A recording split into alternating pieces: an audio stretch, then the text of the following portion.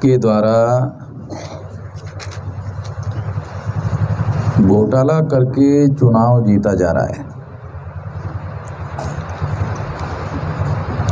2004 2009 میں کانگریس نے EVM میں گھوٹالا کر کے چناؤ جیتا۔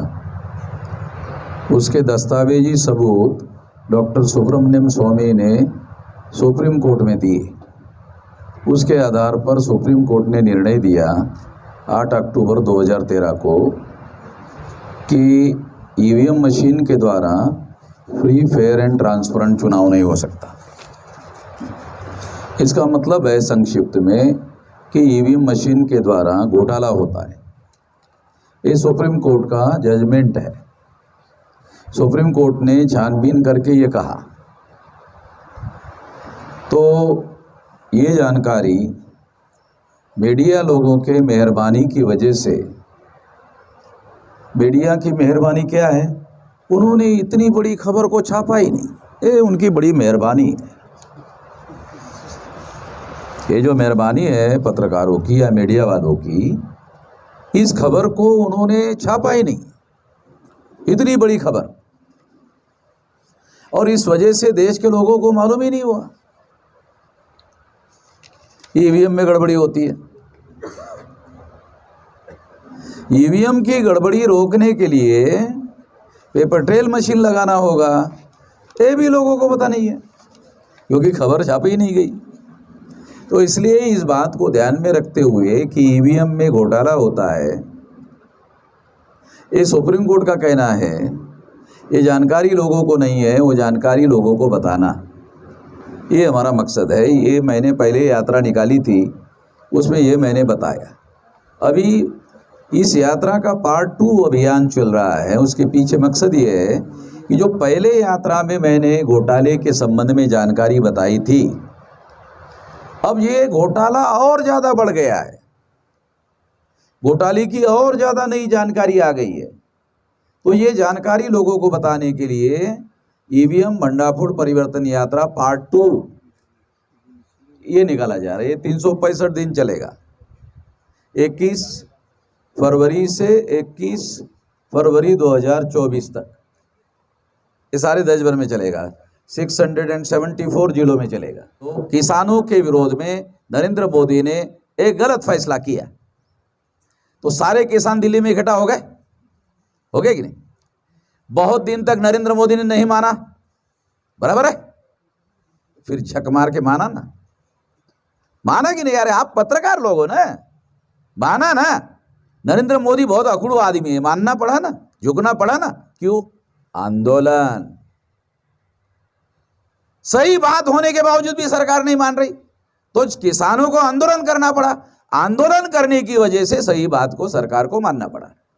آندولن کرنا پڑے گا نا، ٹھیک ہے؟ EVM اگر غلط کر رہی، آندولن کرنا پڑے گا۔ آپ کو میرے پاس یہ بہت سارے یہ ثبوت میرے پاس ہے، یہ لکھت ثبوت، یہ ساری فائل لے کے چل رہا ہوں۔ اس میں 112 آفیسرز، جس میں ملٹری کے بڑے بڑے ادھیکاری اور 48 IAS IPS ادھیکاری جنہوں نے الیکشن کنڈکٹ کیے، کروایا، مطلب جنہوں نے اپنے سے الیکشن کنڈکٹ کروایا، انہوں نے 17 سوال الیکشن کمیشن کو پوچھے۔ وہ سب میرے پاس لسٹ ہے، ایک بھی سوال کا جواب نہیں دیا چناؤ آیوگ نے۔ اب آپ مجھے سوال پوچھ رہے، میں جواب دے رہا ہوں نا۔ کیوں؟ میں ڈیموکریٹک ہوں، میں جواب دہ ہی مانتا ہوں۔ اگر کسی نے سوال پوچھا تو میری ذمہ داری ہے جواب دینا۔ اگر چناؤ آیوگ کو سوال پوچھا جا رہا ہے، لکھت سوال پوچھا جا رہا ہے، اور وہ جن لوگوں نے الیکشن کنڈکٹ کروایا وہ ان لوگوں نے سوال پوچھے، جواب نہیں دے رہے، یہ میرے پاس ڈاکومنٹری ایویڈنس ہے، نہیں رہے۔ میں تو قانون اور سویدھان کے دائرے میں رہ کر کام کرنے کا عادی ہوں، النگھن نہیں کرتا ہوں۔ دوسرا النگھن کرے تو میں اس کے ورودھ میں کارروائی کرنے کے لیے کہتا ہوں۔ اگر میں نے کوئی قانونی اپرادھ کیا تو لوگ میرے خلاف کارروائی کریں، مجھے کوئی اعتراض نہیں ہے، مگر میں قانون اور سویدھان کے دائرے میں رہ کر کام کرتا ہوں، اپنی بات لوگوں کے سامنے رکھتا ہوں۔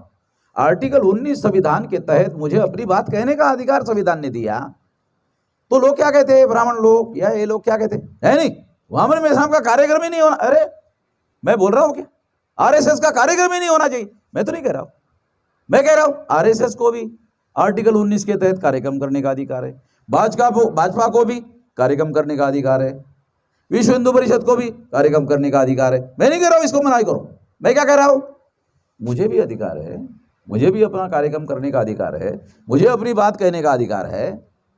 उनकी समस्या क्या है, जो मैं कहता हूं उसका जवाब ही उनके पास नहीं होता, इसलिए वो क्या कहते, नहीं नहीं इनको कार्यक्रम ही करने मत दो। अरे ऐसे कैसे होगा भाई? ये तो आर्टिकल 19 के तहत संविधान ने मुझे अधिकार दिया, आरएसएस के लोगों के बाप ने दिया क्या? आरएसएस के लोगों को भी बाबा साहब अम्बेडकर ने ही दिया। आरएसएस पर पाबंदी लगी कि नहीं 2-3 बार?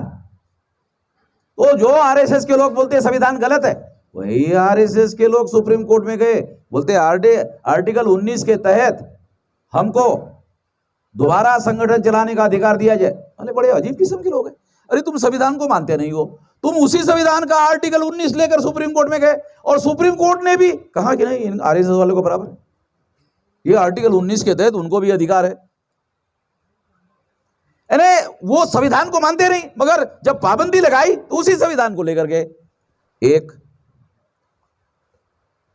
दिसंबर नवंबर के आसपास भारत बंद करेंगे, इसकी तैयारी के लिए तो कर रहा हूं।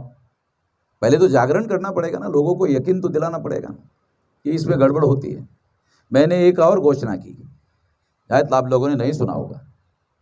वो घोषणा ये है कि जो लोग ऐसा कहते हैं कि ईवीएम में गड़बड़ी नहीं होती है, घोटाला नहीं होता है, वो गधे की औलाद है। ये मैं सारे देश भर में बोल रहा हूं, दोबारा बोलता हूं प्रेस कॉन्फ्रेंस में, जो लोग ऐसा कहते हैं ईवीएम में घोटाला नहीं होता है, वो गधे की औलाद है। मेरे को सवाल पूछो किसी भी प्रकार का ईवीएम के बारे में, हर सवाल का जवाब दूंगा, घोटाले का जवाब दूंगा, सबूतों के साथ दूंगा। ये क्या है, तो सारे डॉक्यूमेंट्री सबूत है। ये लोगों के पास खबरें नहीं पहुंची, इस वजह से लोगों को जानकारी नहीं है। गुजरात में और भी जाने के लिए तैयार हूं। गांधी जी जेल में जाते जाते छोटे नहीं हो गए, वो महान हो गए। मैं कौन सा छोटा होने वाला हूं भाई?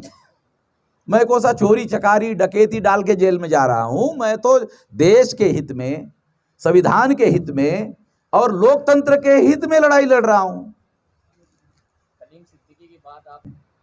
ये जो सरकार है, ये सरकार ये जानती है, बीजेपी आरएसएस, कि कोई मुसलमान को समझा के तो वो बीजेपी में आने वाला नहीं है।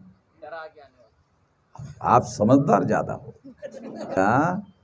बहुत बड़ा कार्यक्रम चल रहा है, ये बात। बहुत सारे मुसलमान, मैंने टीवी पर एक मुसलमान देखा, शिंदे ने लगाया ना, वैसा मुसलमान एक बयान दे रहा, वो भी इधर लगाया हुआ। अरे मैंने कहा ये कैसा मुसलमान है यार, ये शिंदे की तरह टीला लगाया हुआ मुसलमान, ये तो बड़ा अजीब किस्म का मुसलमान। ये हिंदू भी है मुसलमान भी है, दोनों है क्या? ये सारा डर है, ये डराने का काम कर रहे हैं। अब इस समस्या का समाधान क्या है? इस समस्या का समाधान है कि 14 अगस्त 47 तक मुसलमान मजलूम नहीं था। 15 अगस्त 47 से मुसलमान को मजलूम बनाने का कार्यक्रम शुरू हुआ। अब लगभग मुसलमानों को मजलूम बना दिया गया, तो मुसलमान मजलूम है, हम 2000 साल के मजलूम हैं। तो मजलूम और मजलूम का इत्तेहाद होना चाहिए, मजलूम और मजलूम की एकता होनी चाहिए। तो 3.5 लाख लोग लेकर के आरएसएस के हेडक्वार्टर पर गया, हरियाणा में मेरा कार्यक्रम नहीं करने दिया। हरियाणा में बीजेपी की सरकार है, उसके विरोध में मैंने 3.5 लाख लोगों का मोर्चा लेकर गया। वो वहां फडणवीस जो है मॉनिटर कर रहा था। जब उसको लगा कि ये कंट्रोल में नहीं है तो कमिश्नर को मेरे पास भेजा, कमिश्नर को मेरे पास भेजा और आरएसएस के हेडक्वार्टर को मैसेज दिया कि ये लोग कंट्रोल में नहीं है, ये कभी भी हेडक्वार्टर आ सकते हैं, आप लॉक लगाओ, भाग जाओ। भाग गए, आरएसएस के लोग ताला लगाकर भाग गए। अरे हम जाने के पहले भाग गए, गए नहीं तो पहले ही भाग गए। ابھی سنا ہے ہیڈ کوارٹر ناگپور کا ایودھیا لے کر جا رہے میری وجہ سے۔ ارے بھائی اب کو کیا بتایا جائے، ناگپور میں RSS کا ہیڈ کوارٹر میں کبھی بھی گھیر سکتا ہوں۔ آپ جانتے نہیں ناگپور تو میرا گاؤں ہے، چاروں ویر RSS کے ہیڈ کوارٹر کو ہمارے لوگوں کے دوارا گھیرا ہوا ہے۔ وہ بدلنے کا چل رہا ہے کہ نہیں؟ عثمان آباد، عثمان مسلم نام ہے، اورنگ آباد مسلم نام ہے کہ نہیں؟ برابر، احمد نگر یہ نام مسلم ہے کہ نہیں؟ سنیے یہ لوگ نام بدل رہے ہیں، اس سے وہ میسج دیتے ہیں کہ ہم لوگ مسلم ویرودھ میں ہیں۔ تو یہ لوگوں کا تشٹیکرن کرنے کا معاملہ ہے، خوش کرنے کا معاملہ ہے، تاکہ لوگ ان کو ووٹ دیں۔ ان لوگوں کے ہت میں تو کچھ کر نہیں رہے۔ اس سے کون سی سماجک آرتھک سمسیا کا سمادھان ہو گیا؟ نام بدل گیا۔ کتنے بے روزگار کو نام بدلنے سے روزگار مل رہا ہے؟ کتنی مہنگائی ختم ہو رہی ہے یہ نام بدلنے سے؟ مہنگائی کرنے والے لوگوں کو فائدہ ہو رہا ہے نا، ان لوگوں کو فائدہ ہو رہا ہے، اور جن کو فائدہ ہو رہا ہے وہی چندہ دیتے BJP والوں کو۔